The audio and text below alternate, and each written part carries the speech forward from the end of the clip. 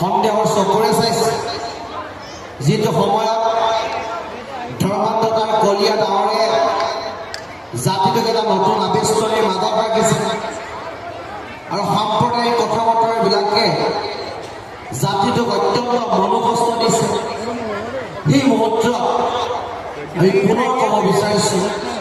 যে চাউলুক চুকাফাৰ যি সাম্যবাদ আৰু সমাজবাদ, যি সম্প্ৰীতিৰ বাৰ্তা, যি ৰাজনৈতিক দৰ্শন, যি বিজ্ঞানসন্মত চিন্তা চেতনা, যি দূৰদৰ্শী চিন্তা চৰ্চাৰ মাজত জাতিটো গঠন কৰাৰ প্ৰয়াস কৰিছিল, সেই প্ৰয়াসক আমি পুনৰ জীৱিত কৰাৰ মানসেৰে আজি অসমৰ বিভিন্ন প্ৰান্তত আমি চাউলুক চুকাফাক অন্তৰেৰে সুঁৱৰি আমি অসম দিৱস উদযাপন কৰিছোঁ। আৰু আমি সকলোৱে কৈছোঁ আৰু আমি আশা কৰিছোঁ যে এই মুহূৰ্তত আজি চুকাফাৰ নীতি আৰু আদৰ্শ অত্যন্ত ৰূপত অসমীয়া সমাজখনত প্ৰয়োজনীয়তা আহি পৰিছে। কাৰণ আজি আপোনালোকে দেখিছে যে প্ৰতিটো জাতি জনগোষ্ঠী কি জনজাতিয়ে হওক, লাগে বেলেগ ধৰ্মাৱলম্বী ব্যক্তিয়ে হওক, সকলো মানুহে আজি পৃথকে থকাৰ চিন্তা চৰ্চা কৰিছে। আৰু এইখিনি মানুহৰ অত্যুৎসাহী মনোভাৱৰ কাৰণে আৰু কাৰোবাক অত্যাধিকভাৱে সন্দেহৰ চকুৰে চোৱাৰ কাৰণে আৰু কাৰোবাক নিজৰ স্বকীয়তাৰে জীয়াই থকাৰ পৰিৱেশ নোহোৱা কৰিবৰ কাৰণে যি এক পৰিৱেশ ৰচনা কৰা হৈছে, সেই পৰিৱেশ ৰচনা কৰাৰ সময়ত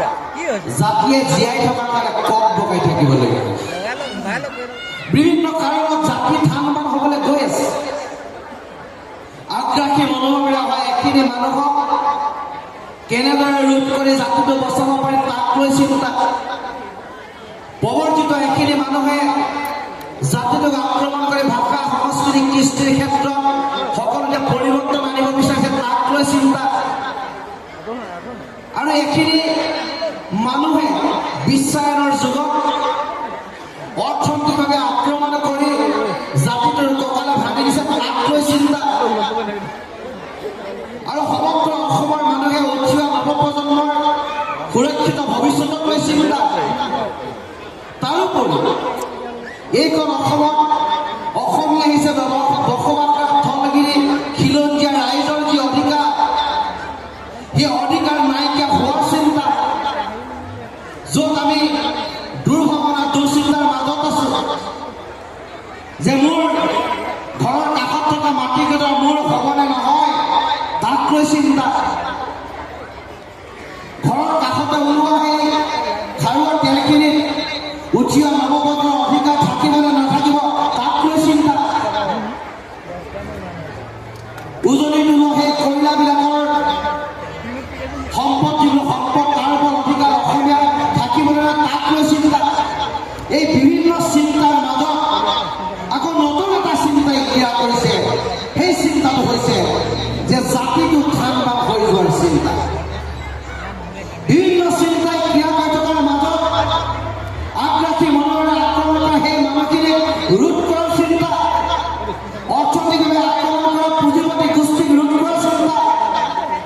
পুঁজিপতি গোষ্ঠীৰ কবলত অসমৰ মাটি, ভেটি, সম্পদ সকলো যোৱাৰ দুচিন্তা,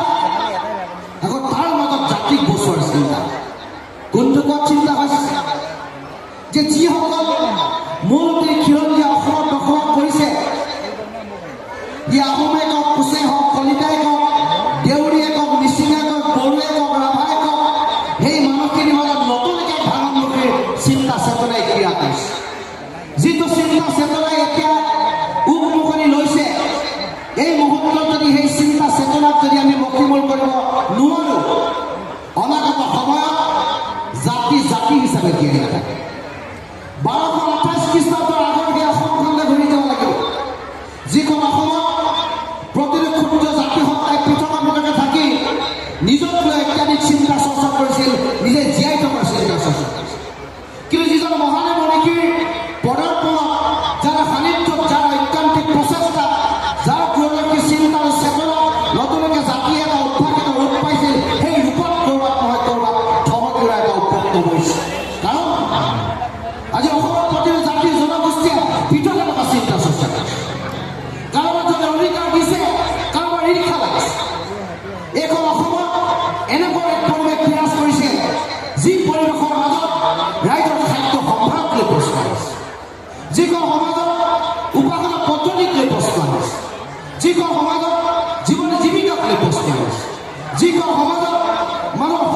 দিয়ে প্ৰশ্ন আহে তেতিয়া মানুহ ক'ত দিয়ে অসমীয়া যে জীয়াই থকাৰ পৰিৱেশ ক'ত ৰচনা হ'ব এই পৰিৱেশত এই জাতি ধ্বংস হোৱাৰ এক প্ৰাৰ্থনা আমি যদি সকলোৱে নিজকে স্বাভিমানী অসমীয়া বুলি কওঁ তেতিয়াহ'লে পুনৰবাৰ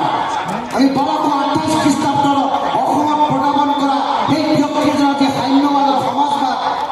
যি দূৰদৰ্শী চিন্তা চেতনা যি সমন্বয় সম্প্ৰীতিৰ বাৰ্তা যি ঐক্যতাৰ পৰিচয় নিদি সমন্বয় বাণী বিলোৱা সেই মানসিকতা আমি পুনৰ উজ্জীৱিত কৰিব লাগিব আৰু পুনৰ উজ্জীৱিত কৰি সমাজখনৰ মাজলৈ লৈ যাব লাগিব আৰু সেইসকলক খবৰদাৰ কৰিব লাগিব যিসকলে জাতিৰ ঠিকা লয় আমি সেইসকলক সমাজৰ পৰা পৰিষ্কাৰ কৰিব লাগিব যিসকলে নিজকে অত্যাধিক অসমীয়া বুলি কৈ উঠি অহা নৱপ্ৰজন্মৰ এইখিনি সংস্কৃতি মানুহক সকলে দেখা কৰি দিব বিচাৰিছে আৰু যিসকলে নিজকে অসমীয়াৰ মালিক বুলি কৈ নিজৰ সময়ত জাতি জনগোষ্ঠীৰ মাজত বিভেদ আনিছে সেই ব্যক্তিসকলক চিনাক্ত কৰিব লাগিব চিনাক্ত কৰাৰ সময় সমাগত হৈছে শ্ৰাৱণ শুক্ৰবাৰ হোৱানো প্ৰায় এই পবিত্ৰ দিনত সকলো আমি অংগীকাৰবদ্ধ হ'ব লাগিব জাতিক বচোৱা আমি সকলো প্ৰচেষ্টা হাতত ল'ব লাগিব যদি আমি প্ৰচেষ্টা হাতত নলওঁ অনাগত সময়ত জাতি জাতি হৈ জীয়াই দিব নামনি অসমৰ যি পৰিৱেশ অসমত বিৰাজ কৰি আছে তাত থকা খিলঞ্জীয়া থলগিৰি ৰাইজে যেনেদৰে মূৰ তল কৰি জীয়াই থাকিবলগীয়া হৈছে